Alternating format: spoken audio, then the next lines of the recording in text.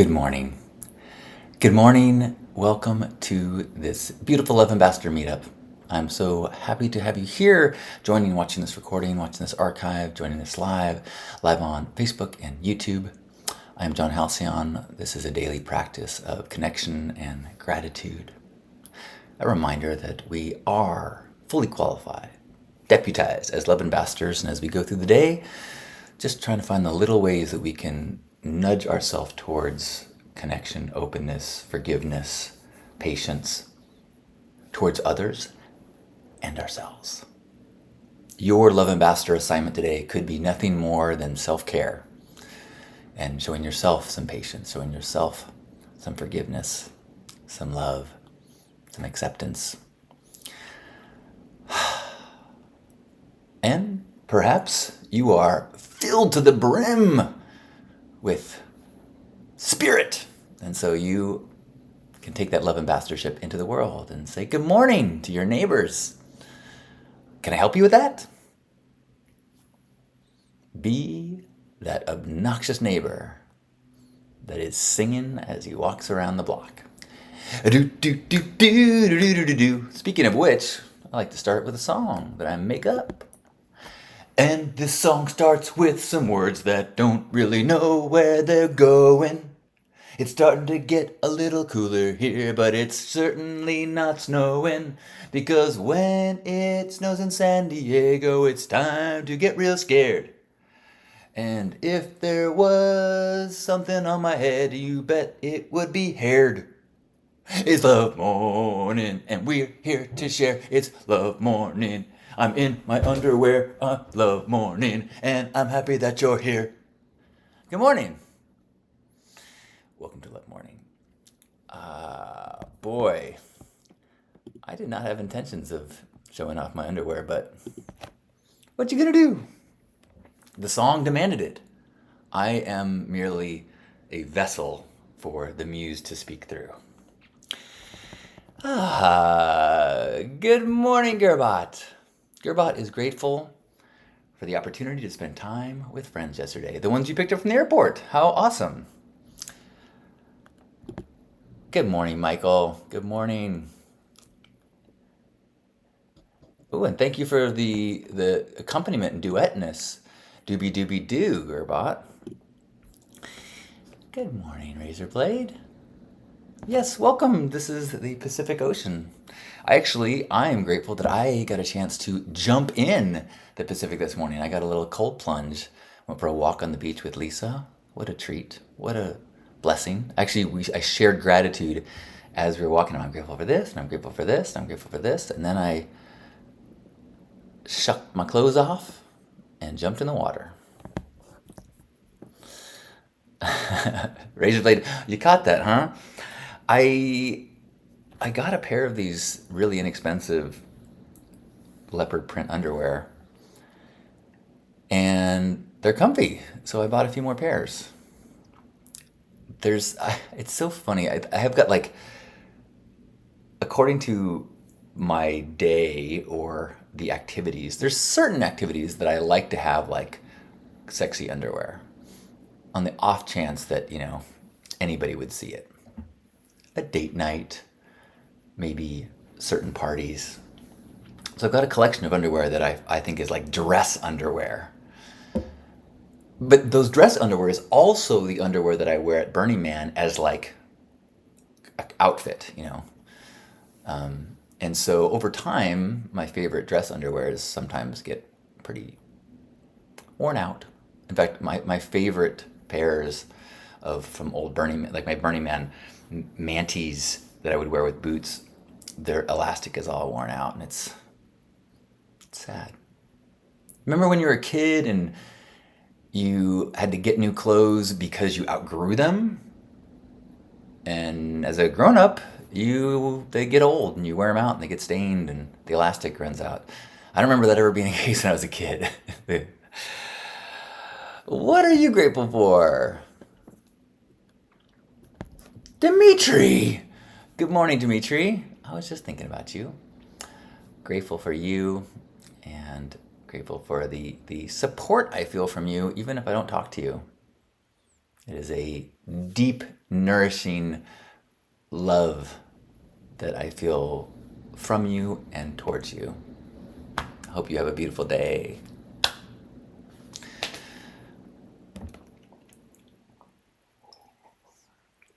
I'm really feeling a longing to see you and your family, so hopefully we'll make that happen soon.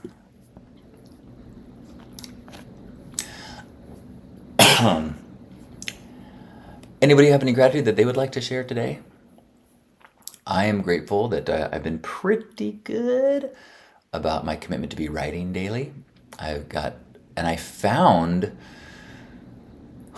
I realized, I've got this outline of chapters that I've been working on it since 2013, and I didn't realize that I'd started taking the chapters and fleshing them out. So I went and found the first three, of course, after I'd already written two of them, but I found the first three chapters that I had already written.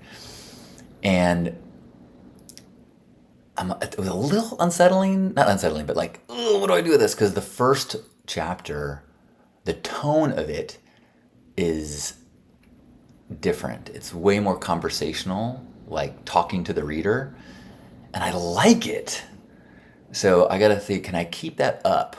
I'm not sure. I'm not, my strong point is not keeping a single vision of a project over a long period of time. I'm like, do, done, next.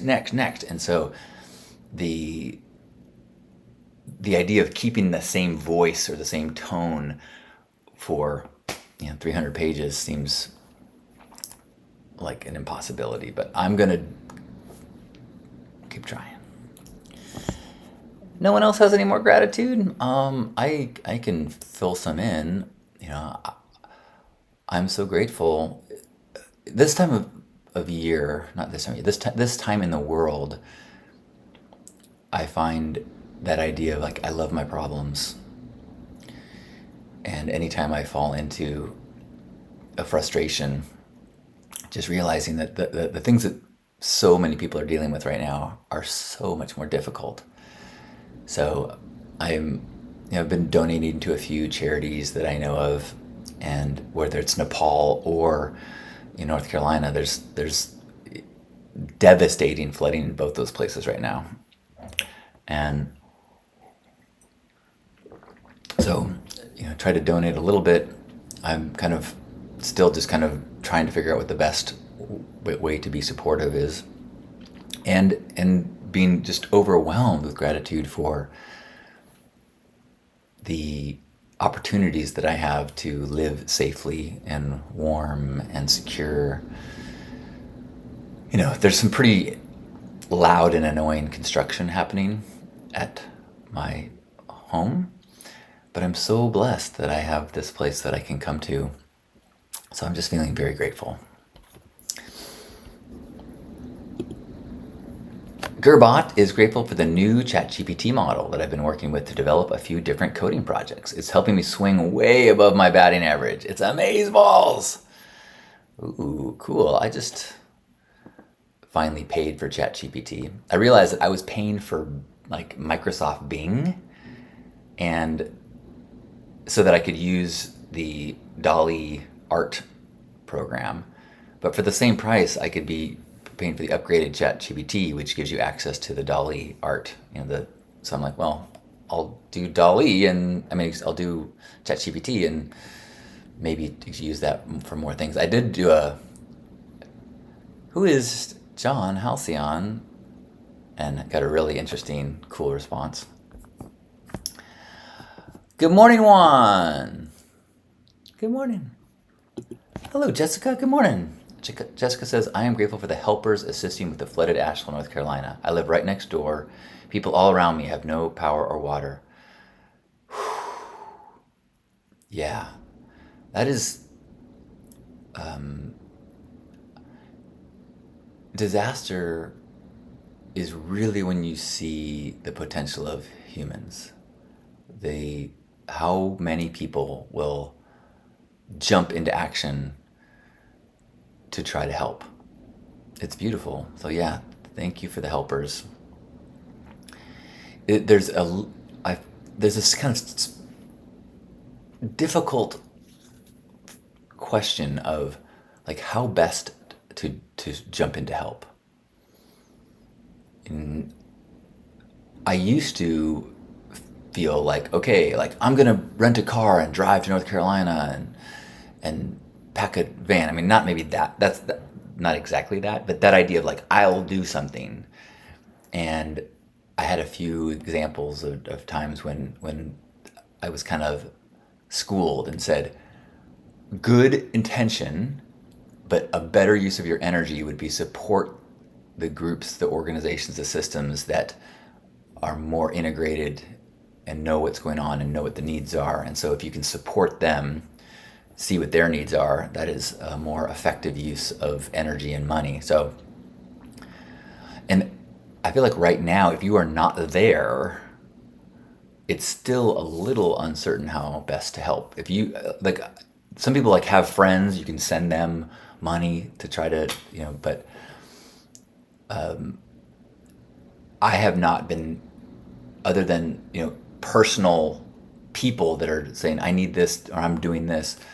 And just general, like, okay, this charity is a good one. Like I know that there's a grassroots something is a kitchen that helps in disaster times. It's kind of part of the Burners Without Borders and Bronner's kind of network. And I know some people that are involved in that. Actually, Joyce, did you work with the grassroots crew? But they are based in Asheville, and so their kitchen is open, and so I sent them some things to try to contribute towards their the cooking and meals that they're doing for people.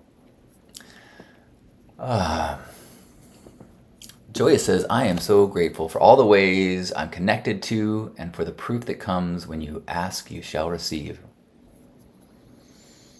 That's sometimes a scary one for me, but I agree. Joyce continues, I can't really put into words, but basically so grateful to be a part of a transmission from Egypt and for Tulsi tea that brings clarity this post-eclipse morning. Wow. Good morning, Celeste. Good morning, good morning, good morning. Hello, Natasha. Hello from Solana Beach. It has been quite overcast, which makes it less inviting to jump in the ocean, which I did this morning. I was going to yesterday afternoon, and I arrived here, and it was like damp in the air. I'm like, oh, it doesn't look as inviting. But I still love being around the beach when it's overcast, and just the grays and blues. I love it. Good morning, Elena. Elena says, I'm grateful for my health and being able to work on my passions early in the morning. Love that. Any want to tell us what your passions are? I'd love to know. Yes, Grassroots AIDS Partnership is the one that Joyce has worked with and who is based in Asheville and has got their kitchen going and making meals for people. Good people.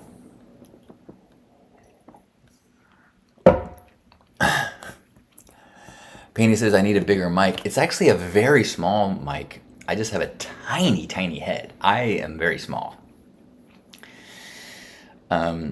This is just the placement that I thought would sound the best, and as long as it's not covering my face, I thought it was okay, but as long as I give you something to razz me about, I guess that's all that really matters. Natasha is grateful for a partner who will still walk with me when I'm slow to help me stay mobile and active. Yay. Elena says, I'm a fantasy writer under the name Elena Sobol. Been doing it for a couple of years now. Awesome. That's so cool. I am going to be inspired by you. I'm trying, my commitment to my men's group for this month is writing every morning. Gerbot is grateful for Jamin's Gigapans of the Burn. If you're not familiar with that, I think he stitches together a bunch of drone photos. I think that's how he does it. And so it's a super high res image of Burning Man from the air. So you can like drill down and see your camp. It's pretty neat. Um, Anyone else want to share any gratitude before we head out into the day and try to bottle up this collective gratitude? I'm grateful that I am going to a play tonight with my parents and Lisa. We're going to go to the La Jolla Playhouse, have dinner beforehand. Not exactly sure what play it is, but my parents are huge theater people. They never go to the movies, but they go to plays often twice a weekend. And so it's always fun to go to the theater with them. So I'm looking forward to doing that tonight. And grateful to spend some time by the ocean here. Grateful that there's a seawall that is in place and making this condo safe from falling in the ocean. They're working on a seawall up the road. They used to be able to from here you could take a path along the cliff down to the ocean, but then there was a cliff failure, so now I would walk to the street, go around, and they're putting in a seawall next to that cliff failure, and it just made me so grateful that this place is pretty safe, at least for 50 years. He says, knocking on wood. I didn't mean to tempt fate. I'm not challenging you. You are in control, nature. You rule. I'm your humble resident. Please let us stay. Any last gratitudes? Well, I am grateful to get to start the day with gratitude, with this reminder. Tasha says, it's the perfect excuse to stop by the breakfast spot on the way to the ocean. Yes, Naked Cafe is on the way and absolutely a part of a well-balanced breakfast and day. Well, wherever you are, let's give ourselves a big old squeeze. Appreciating our bodies, appreciating the healing that's happening, appreciating the incredible, miraculous systems that are going on. Is it trillions, I think? Trillions of cells inside you that are not yours, or are organisms that are not human, that are helping to make all the processes and digestion and everything work inside your body. To be our own incredible ecosystem that is functioning in this balance without any conscious thought by us. Think about that. Think of the wisdom and genius happening inside our body while we plot and think and control our worlds because we know so much, and yet the intricacy of non-conscious brilliance happening within our bodies. Doesn't that give you a little faith? Maybe I can let go a little bit more. Maybe I can trust the unfolding of the universe, trust things that are beyond my conscious mind. So let's be grateful for all the things in our life that we can consciously focus on and be aware of and bring into conscious thought, and celebrate as we take a deep breath in and squeeze.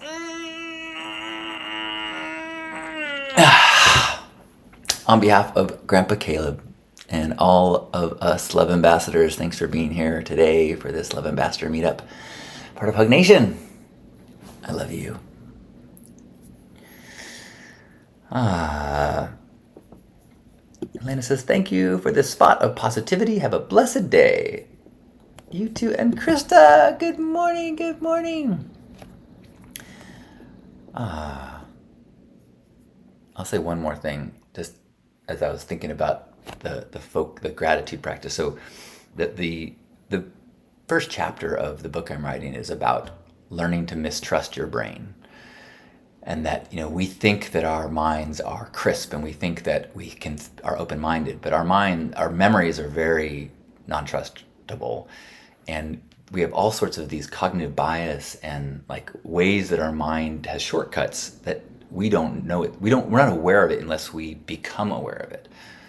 Like confirmation bias, that you see evidence of things you already believe, and you ignore things that confront your beliefs. It's just your brain does it. It's not a matter of being open-minded or not. You do it. But if you know that, you can go, okay, my first thought is this is bullshit, but is it possible that there is something to this? Can I bypass my brain shortcut of let's save time? That's not what we know to be true, And the other one that I was reading about and writing about yesterday is the negativity bias, which is that our brains weigh negative things, bad news, way higher. We prioritize it, we inflate it, and you know this to be true, right? I mean, if you read comments on something that you wrote, and there's 50 comments, 49 of them are, you're the best, you're so smart, oh, what a beautiful thing to say. And then one person says, you're a sheeple idiot, like, ugh. And you will spend the rest of your day obsessing about the negative one. Anybody ever done that? It's helpful knowing that your brain is wired to do that. That evolution has filtered out and killed off anyone who doesn't do that. Right? If our ancestors that said, I have 49 opportunities to smell flowers and 1 to worry about bear attacks, I'm going to focus on the flowers. That guy got killed by bears. So knowing that, we can do things like a gratitude practice and make up for the shortcut, make up for the compromise. Our brain has these compromises to be efficient and to be safe and to protect us. But if we know what is happening, even though it doesn't feel like it, we can shift and bypass it and work with it. Like, it doesn't feel like you're not aware that you are making a compromise. It's kind of like if you're depressed. You're not thinking, oh, I'm feeling depressed right now. You just think the world sucks. It's like you're operating from within the filter, so you don't experience the filter. You just experience the results of the filter. And that's what happens with cognitive bias. You don't think, like similarity bias is like you tend to trust people and that are more similar to you, right? So if you don't think, oh, well, I'm feeling a connection to this person because he's a white male. And you just go, oh, of all these people, I feel more connected to that guy. Because he's the most trustworthy, he's the coolest, but you don't know consciously that it is a evolutionary aspect of a brain shortcut that is making you have that experience. Knowing it, then you can go, okay, this guy seems cool, but let me spend a little bit more time with this Indian woman and really listen. That's the goal.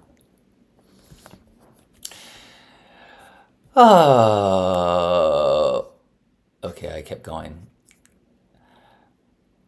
Beautiful, Joyous. Good morning, Janet. So good to see you. And good morning, Mingle. I love you too. Have a good day, everyone. Happy Thursday. Oh.